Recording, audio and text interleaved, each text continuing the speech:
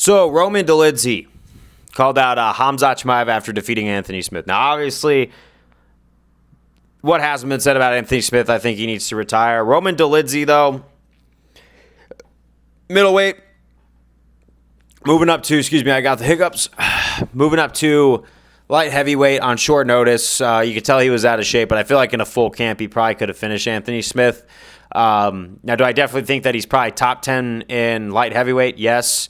Top 10 in middleweight, probably. I just kind of see him as, staying in around the 15-10 status unless he actually gets better. But I haven't seen too much from him to make a judgment call on that one. However, his call out of Khamzat Chimaev, you're basically giving Khamzat early access to the middleweight rankings, right? I think that if people who, and as someone who wants to see Khamzat succeed, I want to put something in the Khamzat hater's head. If you want to see Khamzat lose, your best chance is to get him go against Robert Whittaker or one of these top guys at middleweight, maybe Sean Strickland.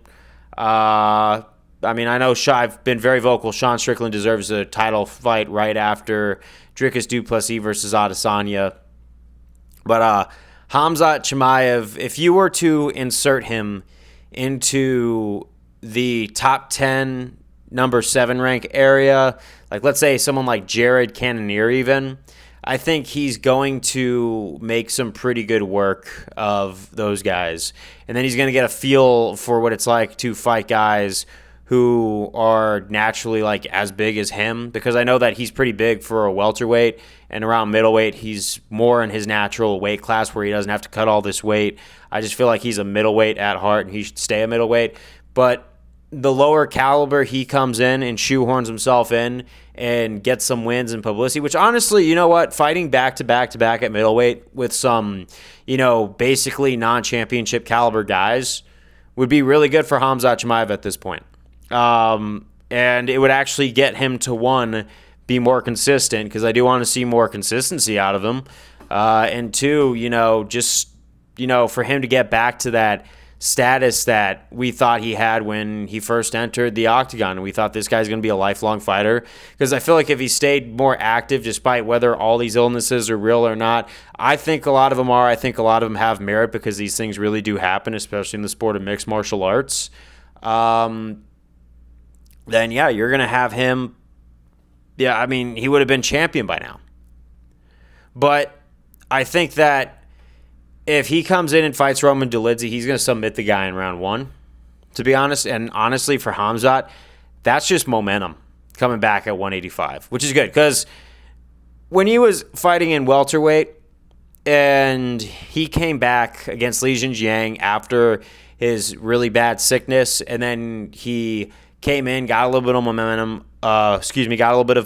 Sure, he went up to Gilbert Burns and learned what the top of the divisions are really like. And he had that look on his face like, wow, this is really what it's about. It's not as easy as I thought. That momentum can happen if he faces the right guy and gets quick stuff and just gets a feel for the octagon afterwards.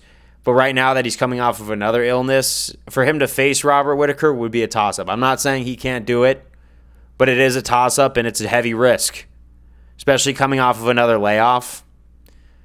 But it might not be, because I did see how he did against Kamaru Usman, and he did really good. I was happy to see that. He really exceeded my expectations in that matter, and yeah.